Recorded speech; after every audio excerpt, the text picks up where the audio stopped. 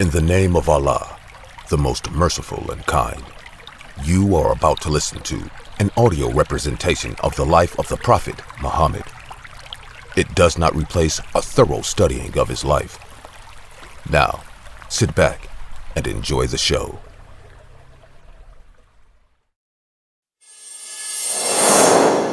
The idol maker finished chiseling the fine stone. He blew away the dust and shavings to reveal a hand-sized statue in the shape of a man. The idol maker held up the little figure and turned it around. He smiled and added it to the sack of other idols, a bag full of gods. He held up the sack and turned to the child, his son. "Boy, you know what to do." The idol maker's son took the sack hesitantly and nodded. Chapter 3. Gods for Sale. If you had the coin for it, you could buy nearly anything at the markets of Mecca. On a regular day, there were several different markets in the city. Mecca was, after all, the trading capital of Arabia. But in the month of Ramadan, during the festival of the gods, the number of stalls, stores, merchants, and bazaars seemed to triple. Traders and businessmen from all over the desert would gather in Mecca to sell nearly everything imaginable. Jewelry, gold and pearls! Get your necklaces and bracelets! Perfume and oil. Hands for 5 dirhams, 5 hands for 20 dirhams. Exorcisms! Possessed by a jinn, I shall remove all evil spirits. For a fair. There were tapestries and lamps hung up along the streets of the souks. Different stalls had multicolored canopies with merchandise hung up against tents and poles or displayed on tables and booths. Some markets were dedicated to livestock and mounts. I'll loan you 50 goats, and by the end of Shawwal, I expect 60 in return. This is a racing horse. I won't negotiate anything less than 5 golden gods. The saddle alone is worth 10 dinars. Brother, who do you think I am? The Caesar of Rome? Then there were the slave markets. I'll take the girl as a house servant, but I need a strong male for heavy lifting. Final call for the Abyssinian and sold to the Yemeni trader for 86 dinars. Move, slave. Get going. Ah! Baba! No! Tailors and shoemakers set up shop not far from the busy roads that led to the Kaaba.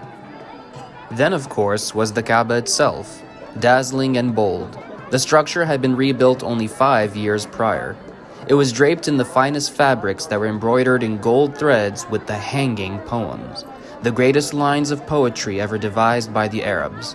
To have your poetry sewn into the drapes of the Kaaba was the highest honor a poet could ever achieve. And so, through bustling crowds, musicians, snake charmers, and Abyssinian acrobats, the poets of Arabia competed with each other in battles of rhyme. No lion can defeat the warrior that is I. No wolf nor beast can qualify.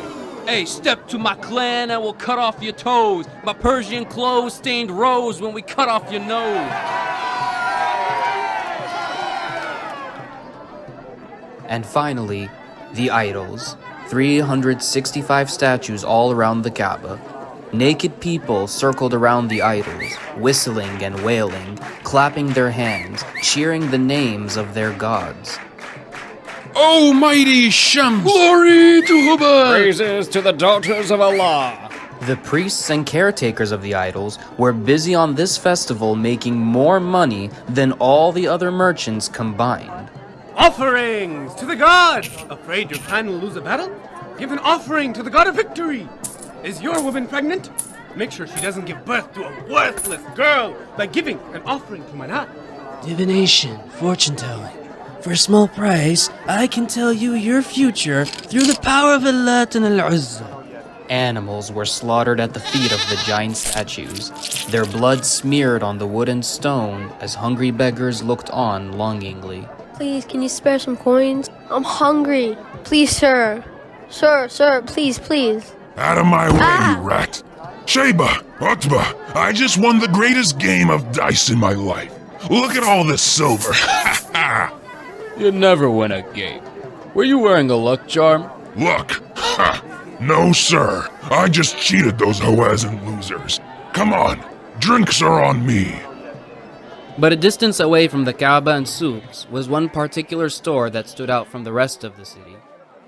Off in the farthest reaches of the market, one could see a vast green canopy of silk. It was an unmistakable indicator of one of the most successful businesses in the city. 100 feet away from the shop, a line of shoppers and traders queued up, all eager to buy and trade under the green canopy, where a long booth of workers were busy exchanging goods, merchandise, and various Roman and Persian coins. This particular shop was the size of a small market in its own right. Leading the employees was a young, dark-skinned man with curly hair who seemed to juggle several transactions at once. Wrap that up and load it on the camel. Yes, how can I help you? 50 dirhams for that one. I'll discount it for you if you buy another. Sir, that's not for sale. Hind, help out those ladies over there, will you? A wealthy merchant wearing elegant clothes stopped by. He looked at the store in wonder, admiring the canopy, and looking at the young worker in amusement. My, you certainly are a busy young man, aren't you? Do you come from a merchant clan? Welcome, sir. I am Zayd ibn Muhammad. Can I interest you in anything? Everything here is interesting. I've never seen a shop such as this. I'm from Taif. I don't visit Mecca too often, but I had to come out for this season, and I am glad I did. Damascus steel and local leather, not bad deals at all. He gestured to his slave boy, who carried an assortment of swords, leather, and riding equipment. Zayd smiled. Yes, it's a very busy season for us. Excuse me. Ayman, can you please not leave the silver out like that? Is this your shop, Zayd ibn Muhammad? No, sir. This is Lady Khadija's business. The merchant raised an eyebrow. A woman, you say? Huh, you certainly do things differently in Mecca. A businesswoman, by Allah and his daughters. Very well, Zayd ibn Muhammad. Show me what this Lady Khadija has to offer. What do you seek? Well, I have a long journey ahead of me, so I could use a god of guidance. Something small. Perhaps one that goes around my neck. And I could use a new idol of Hubal. If you have a marble one, that would be best. Hubal is my second favorite god after Allat, of course. And Zayd cut him off. I'm sorry, sir, but we do not sell such things here. Ah, so you're more into house idols? No, you misunderstand. We do not sell idols at all. None? Not even little date figures? Zayd gave a resolute shake of his head. The merchant frowned. Young man, if I were you, I'd be looking for new employment. Any sensible businessman would capitalize on being in the holy city, but the thoughtless woman running this shop doesn't seem to know what she's doing. If your gods were of any use to you, they would have told you that that is not true Damascus steel. It's much too thin at the shaft. That saddle was sold to you broken, and I assume you bought that leather from Ubayy ibn Khalaf, who most likely cheated you out of your money. Khadija's voice came from behind the curtain to Zayd's back. My lady, this is local-made camel leather. I'm afraid not. It is second-rate goat hide. Ubayy is rarely honest in his trades. I could offer you similar products at... The merchant stormed away from the green canopy with his face red, his slave boy at his heels. Lady Khadija emerged from behind the curtain and stood next to Zayd, who looked amused. Well, I suppose he didn't like your offer. She smiled sadly. I suppose not. No blame can be on him. I am, after all, a thoughtless woman. You have more honor and nobility than half these merchants. My second favorite god, he said. Could you imagine if Muhammad was here? At the mention of her husband's name, Khadija's smile widened. He would have given him all he owned if it meant he abandoned the idols. Khadija was a middle-aged woman with fair skin and kind eyes. She wore dark maroon robes and a headscarf that covered her forehead and hair. She looked upon her business intently. Her children, family members, and employees were busy assisting customers along the storefront of her home. It wasn't the same without Muhammad, she thought. He always had a sincere kindness that made the business feel alive and welcoming. It's what made her store unique. Customers always felt that her husband genuinely wanted them to be happy. Once someone met Muhammad, they always returned. Any issues so far, Zayd? Besides our last angry customer, no. But I feel more people will ask about what gods are for sale. And since Muhammad isn't back yet... Yeah! Hey, woe to you, Ali! Did someone say Muhammad? Is he back? Get off my back, little one. I'm not little. I'm a warrior. The Lion of Banu Hashim. 8-year-old Ali slid off Zayd's back. He looked back and forth from him to Khadija. Aunt Khadija, is he back? Is he back from the cave? No, warrior, not yet. Why aren't you practicing your reading? Yes, Ali. Why don't you go learn to read? I'm already the best reader in the clan. When I grow up, I want to be a poet and a warrior. A poet and a warrior? You're very ambitious. All my sons are. Abu Talib approached Zayd, Khadija, and Ali, staff in hand. Abu Talib, a pleasure to see you. Princess of Quraysh. Bakhin Bakh, what a fruitful season it has been. Father! Ali ran to hug Abu Talib, who pushed him away. Now, Ali, you're a young man, and men do not hug. Ali's face fell. Muhammad hugs, though. Muhammad is different, Abu Talib admitted. Khadija, a word, if you please. Zayd, would you help Ayman with the falcon gloves over there? Ali, if you could practice your reading. Zayd gave a nod and left. Ali returned back to the home behind the storefront. Abu Talib turned to Khadija. I suppose Abu Qasim is up in the mountains, You know how he is at these festivals. The idols, the drinking, it bothers him. I know. But I worry about him up there alone. If you could just tell me what he is doing, what he is looking for. Muhammad is seeking truth. He hasn't been himself these last months. He has always enjoyed time alone with Allah. But on a mountain? What disturbs you about the mountain? Abu Talib looked off towards the direction of Mount Hira, so many miles away from the city. Men see the world too clearly from a mountain. Allah is watching over your nephew, Abu Talib. As am I. I know. Do let me know when he returns. He will go to you first. He always does. None is more beloved to him than you. Khadija blushed. Ali peered from behind the curtain. Are you leaving, Father? Yes. I am to attend the sacrifice to the goddess Uzza. Perhaps you can come too, Ali. You can see how we slaughter animals to our gods, just as our ancestors did. Ali grimaced. No thanks. I want to practice reading. When Muhammad comes back, I want to show him my skills. Very well, son. Do not give Auntie Khadija a hard time. Farewell, my lady, and thank you for teaching the boy how to read. I wish I had someone like you when I was younger. It is never too late, Abu Talib. Khadija replied pleasantly. As he turned and left with staff in hand, Ubay ibn Khalaf raced past them with the wealthy merchant from earlier following suit. You sold me fake leather, you scoundrel! Back off, buddy. I've never seen you before in my entire life.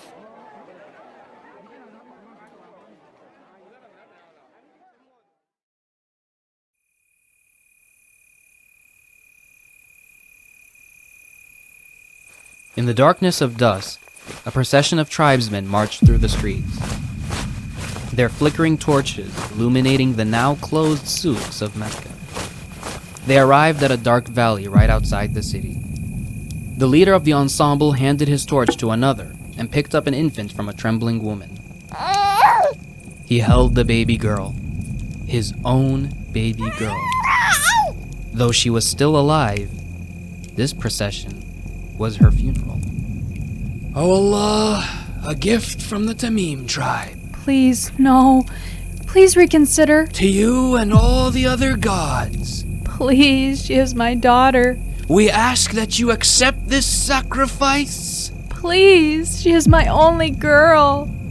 Please, she is my only girl. We ask that you take this female and turn her I to an changed my angel, mind. one of your noble daughters, Allah. Stop, I changed my mind. Silence, you worthless woman. We ask in the name of the gods to take this female and grant the Tamim tribe with a strong male instead. Ameen. The men began to dig a grave. The man placed the crying infant in the hole, and the men began to fill it. No, please, my little girl, please. My baby, no, please.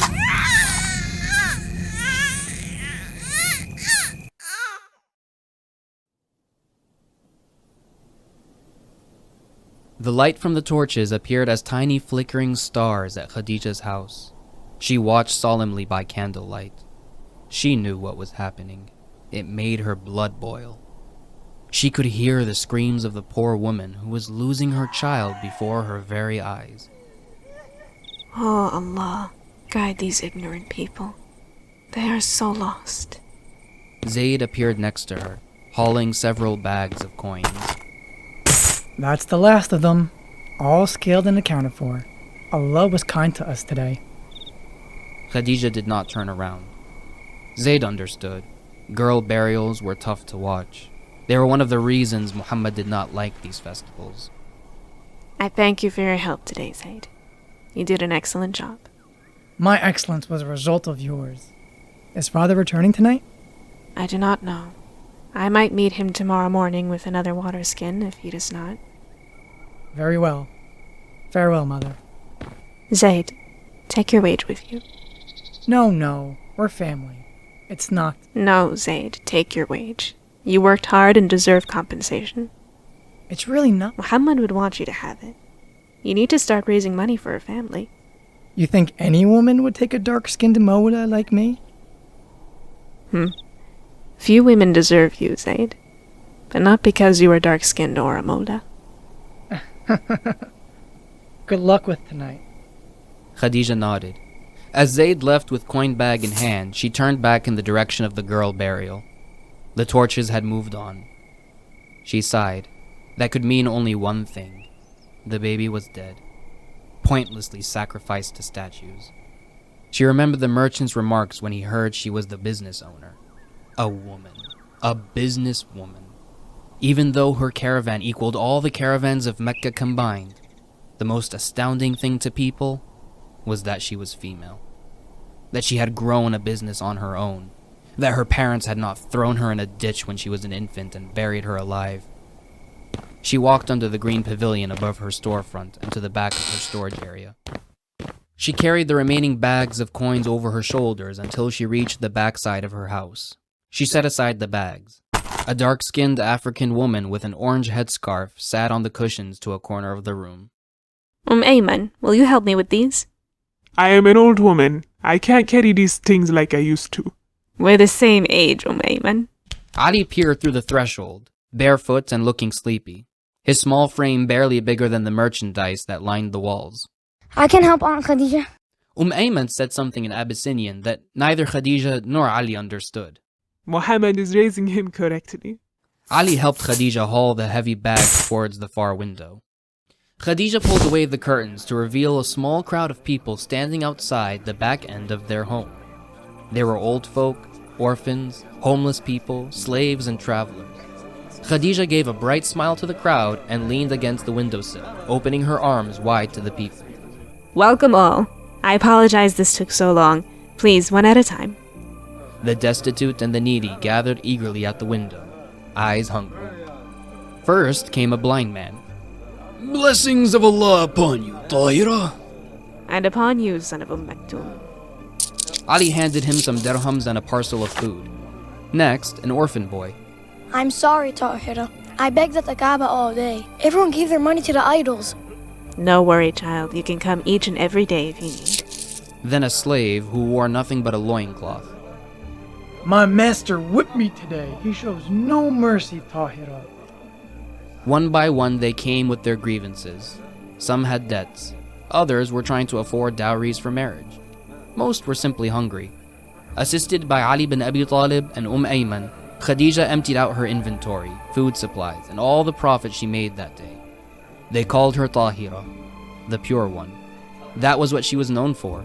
The green pavilion of silk was a flag that called out to the forlorn of Mecca, a beacon of hope in a brutal world. Thank you so much, Tahira. Give my greetings to Abu Qasim when he returns. Your husband is a remarkable man. I will. Be safe. Her cheerful response masked the pain she felt underneath at the mention of Muhammad. Finally, at the end of the line was a merchant she recognized from earlier. This one is the one who walked away? Ayman pouted. He approached the window, embarrassed. I pawned my camel for a transaction, and, well, The man took it and ran off. I don't have any other mount to get back home. I even sold my slave, but Khadija turned to Ali. Can you get a camel for our guest, Ali? Ali turned and left. The merchant looked perplexed. I don't really have any money with me right now. You can pay for it any time you return, sir. The important thing is you get home safely. The merchant took hold of the reins of the camel Ali returned with. He stared in wonder from the camel to Khadija.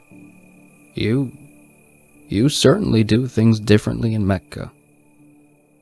Thank you. The curtains were closed. The candles were put out. The household of Muhammad was winding down for the night. Ayman to her quarters, Ali reluctantly to his cot, Khadija's children exhausted from the day's work, which left the princess of Mecca alone in her living room. She sat on her bed cushions with her knees to her chest. She imagined her husband sitting next to her, holding her hands in his own as he always did when they sat together. The house was quiet and calm. She used this peace to supplicate to Allah. She imagined Muhammad was doing the same in the cave of Hira. How she missed him. She remembered the conversation she had had with Abu Talib. People were beginning to worry about her husband. He had once sat in the cave for nearly a month. Some of the women in the city had taunted her. Imagine a husband so fed up with his wife that he would abandon her to sleep in a cave for a whole month. She never responded to such insults, but they cut deep nonetheless. Oh Allah, bring peace to my love. Bring tranquility to his heart. When she finished her prayer, she decided that she would bring him water the next morning. His water skin was probably only going to last him 3 days, and it was Monday already. She stood up and approached the house water jug. She took an empty water skin, a sheep bladder, and began to fill it with water. Sleep was beginning to take hold of Khadija as she filled the water skin. But any fatigue she felt was immediately forced out of her when suddenly...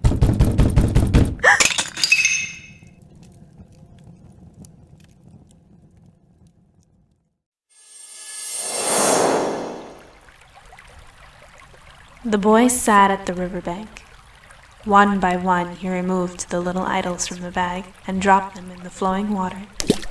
Ishtar, Gilgamesh, Nabu, sun gods, moon gods, and planet gods, each helpless in the torrent of water.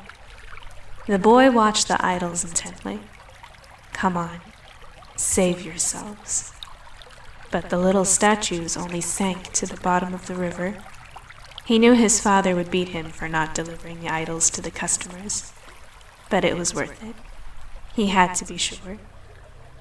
You're not really gods, are you? He muttered as the last idol sank. The boy stood up and walked back in the direction of his home. In that moment, only one thing dominated Ibrahim's mind. If none of these idols were his God, who was?